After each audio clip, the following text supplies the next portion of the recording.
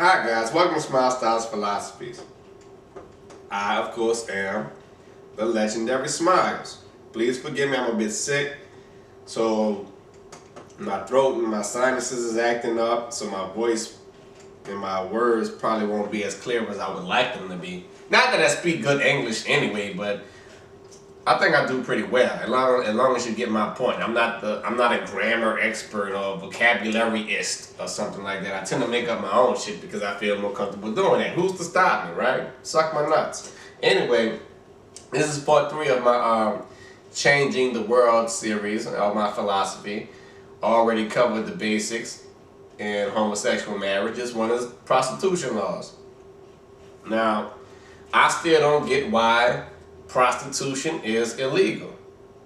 To be honest, when I study history, prostitution is the oldest profession. It was the actual first job. The first job is illegal? And it's not even that bothers me, it's the reasons why it's illegal that bothers me. Meaning that I really don't know why it's illegal. A woman or a man wants to sell a service to somebody who needs it. What's the harm in that? Nobody's dying, hopefully. Don't get me wrong, let's talk about the death ratios. Granted, sex is the cause for a lot of STDs, and a lot of people have died from these STDs and viruses and diseases. And as prostitutes, most women have been killed by their tricks. You know, it happens.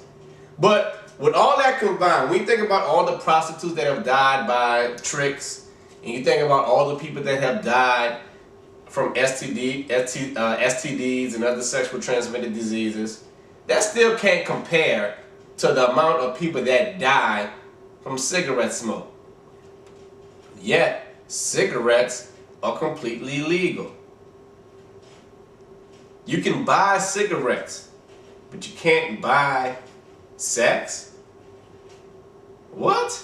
I don't get that. I'm not like a biologist. You know, I'm not a scientific explorational datist. That has nothing to do with what I'm talking about, but it sounds good coming out of my mouth. Think about this though.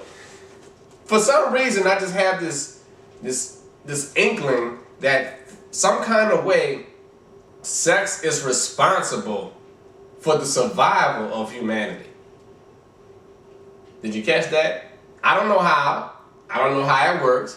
I just know sex probably has something to do with giving more life than taking away from. Have people died from sex? Yes. But at the same time, how has sex helped the survival of humanity? I would have to say a lot. Now, how does cigarettes affect the survival of humanity? When has cigarettes actually saved somebody's life? Think about that. What has a cigarette done to help the human population increase? I don't think it ever has. Cigarettes kill people. Sex creates people. But I can buy cigarettes, but I can't buy sex. So, wait, let me run this by you again. I want you to really catch the concept. Sex is responsible for the creation of human life. Cigarettes is responsible for the death and decay of human life. I can buy death, but I can't buy procreation. I can buy death. I can purchase death with my money and partake in the deceasing and decaying of my human structure, but I can't buy that which provides it. Think about that. Think about it. Let's say I want to have a child, but I don't want to get married.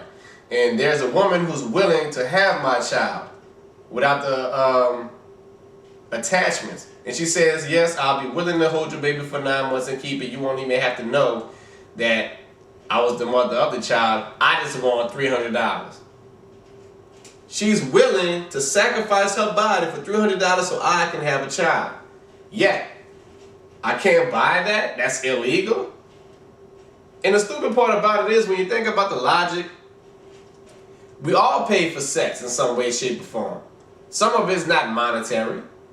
We either pay for gas, we have to take the bitch out, give her something to eat, buy you drinks, maybe compensate for the sex. We always pay for sex one way or the other. So basically, everybody who has had sex has prostituted in a certain way.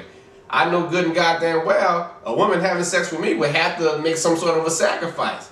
She would have to take time out of her schedule, not do her homework that night, sneak out the house. She has to do something to sacrifice having sex with me. I'm not a prostitute though, but she had to pay for something to get to it. There's a toll tag bridge across the river. Every time I have to have sex with somebody that stays across the river, I have to pay $1 at the toll bridge. I consider that a payment on sex. Because if I wasn't going there for sex, I wouldn't have paid that $1. So I consider that to be a payment on sex. So in all facets of life, in some way, shape, or form, we literally have to pay for sex. We pay for something, we pay for the time involved, we spend energy on it. You know, we do all types of things. So I don't get why you can buy cigarettes, which kills us, but you can't buy sex, which helps us. But my original point being that eventually common sense will take over and prostitution will become legal in all 50 states instead of just Nevada, and then the world will be a happier place. You can't stop it, so why try to? Thank you.